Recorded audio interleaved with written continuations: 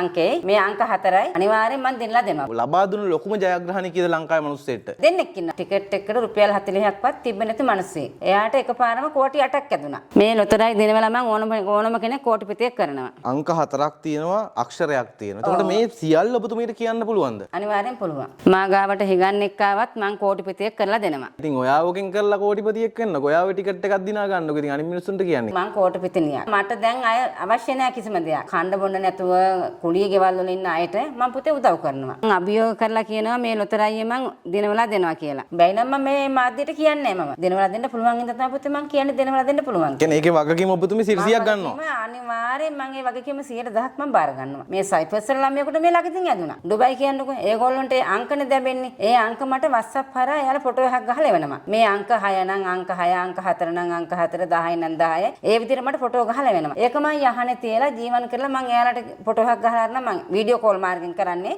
එතකොට පුතේ අනිවාර්යෙන්ම මැදෙනවා. අනේ ඊයරට අපි කෑවේ පාන් කෑල්ල කියනවා. කන්න නැතුව අල්ලපු දෙනෙන් බත් ටිකක් කෑවේ කියනවා. කොහොමද යා කොහෙම කරන්නේ මේ පාන් කෑල්ලක් කන්න පුළුවන් මිනිහා කොහොමද මේ තුමිය කෝටිපතියෙක් කරන්නේ? එදායි සෙල්ලම් කරපු දවසේ එයා කැෂන් එකේ තිබ්බ මුදල් ටික සේරම එයා තමයි රංගෙදර ගියේ. අඩු ගානේ ඉන්නවත් තැන නැතුව දැන් කුලියට තමයි එයා හිටියේ. ඉතින් මාළකට ආවන් පස්සේ එයා අංක ටිකක් මට දුන්නා. මේ අංක ටික මම ජීවන් කරලා කොලයක ලියලා ජීවන් කරලා දුන්නා. එතකොට එයාට ඇදයි යන්නේ ඇදුම් පාට මම කිව්වා. මා ගාව තෙල්ල ගත්තේ මම තෙල්ලක දුන්නා ඒ සෙල්ලම් කරන යන වෙලාවට ගාගෙන යන්න කියලා. ඉතින් ඇත්තටම මේ ළමයා එකෙන් ඒ සෙල්ලම් කරන වෙලාවේ ඔක්කොම ටික අරගෙන තමයි ගෙදර ගියේ. මේකෙන් ඉතින් පුතේ රජ වෙන්න පුළුවන් ඕනම කෙනෙකුට. සෝද කරනකොට වුණා ස්ට්‍රෙස් දාන කෙනෙකුට වුණත් හැම කෙනෙකුටම මේ තෙල්ල කරන් බින්දුවක් ගාගෙන ගියොත් ඒක අනිවාර්යෙන් දිනුමක් තියනවාම තමයි. හැමෝටම දෙන්නත් බෑ මේක. මම ෆෝන් එකෙන් කතා කරාට මම ෆෝන් එකෙන් ගුරුකම් කරන්නේ නැහැ. මේ තෙල්ලක ගන්නත් ඉතින් ගොඩාක් කට්ටිය පුතේ මාළකට එනවා. ව්‍යාපාරයක් කරන කෙනෙක් වුණත්, රස්සාවකට යන කෙනෙක් වුණත්, ලොතරැයියක් ගන්න ගියත් මේ තෙල්ලකෙන් බින්දුවක් ගාගෙන ගියොත් අනිවාර්යෙන් මේකෙන් සත්‍යයක් තියනවාම තමයි පුතේ. හැමෝම ලොතරැයි දිනුමෙන් තමයි මාළකට එන්නේ. දැන්මුත් මට රටේ ඉඳන් කතා කරේ ළමයි. එයාගේ පුතාට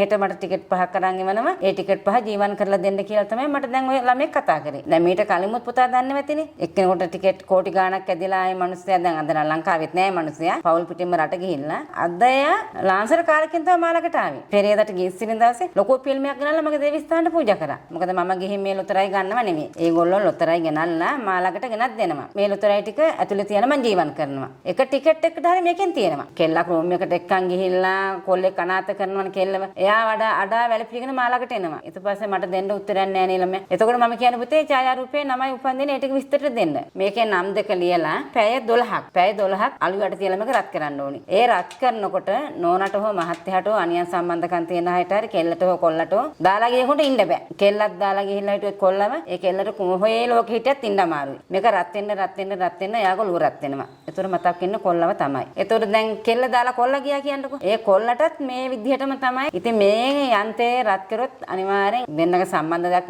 වෙන් වෙලා තිබ්බොත් අනිවාර්යෙන් සම්බන්ධය ඇති කරන්න පුළුවන්. එතකොට සම්බන්ධය කඩන්නත් මේකේ අනිත් පැත්තට කරන්න පුළුවන්. ඒ දෙන්න සදාකාල දුරස් කරන්නත් පුළුවන්. බාහිර පූජාවක් ගෙදර දෙනවා නම් මේ ඉන්නේ බාහිරව දෙන්න තමයි. මුදුන් වහලේ දොර වහලේ. ඒ කියන්නේ උළුවස්සේ දොර ඉස්සරහයි මුදුන් වහලේ තමයි බාහිරව දෙන්න ඉන්නේ. මේ බාහිරව දෙන්න අයින් කරන පුතේ බුදු පූජාවක් ගෙදර තියන්න ඕනේ. කොඩි විනයක් කරලා තියෙනවා නම් ඒත් අනිවාර්යෙන් මේ බාහිර පූජාව තිබ්බොත් අයින් වෙනවා. හැබැයි මේවා නොකර ගෙදරක කොචර රණ්ඩු සරවල ඇති වුණත් එතකොට දෙන්නක සමගියක් නැති වුණත් සද්ද බද්ද ගෙදර තියෙනවා නම් ඒ අනිවාර්යෙන් බාහිරව ගෙදර ඉන්නවා. සමහර කට්ටිය අනේවා මේ බාහිරව නෑ මේක මෙහෙමයි කියලා කියනවනේ. ඒක හරියන්නේ නෑ පුතා. අනිවාර්යෙන් බාහිරවෙක් ඉන්නවා මේ රූප දෙක අරන් ගිහිල්ලා මුදුන් වහලේ දොරකඩ ඉස්සරහා මේ දෙක එල්ලන්න ඕනි. ඒ එල්ලුවොත් අනිවාර්යෙන් ඉන්න බාහිරව යනවා. අඩබෙර ගහලා සද්ද පූජාව තියලා ගෙදර බාහිර පූජාව තියන්න ඕනි. මම ඔන්ලයින් කිසිම දෙයක් කරන්නේ නෑ පුතා. මොකද මම ඔන්ලයින් කරන්නේ මගේ දේවාලට එනවොත් මට වැඩේ බාර දුන්නොත් මම අනිවාර්යෙන් කිසිම බයක් නැතුව මම ඒ ස්ථානට යනවා. මොකද මම හැංගිලා කරන කෙනෙක් නෙමෙයි. බාහිර පූජා තියෙනවා කොඩි වෙන කරලා තිබ්බොත් ඒවා අයින් කරලා ළමයි නැත්තම් ළමයි අම්මලාට ගෑන් ළමයිට හදලා දෙනවා. එතකොට දැන් ওই ළමයිට තියෙනවනේ ලොකු ළමයෙක් වුණාම තනිවිච්ච තනිකන් දෝෂ ඒවා මම අයින් කරනවා. ඒ සිවුරු දැන් මම කරලා දෙනවා.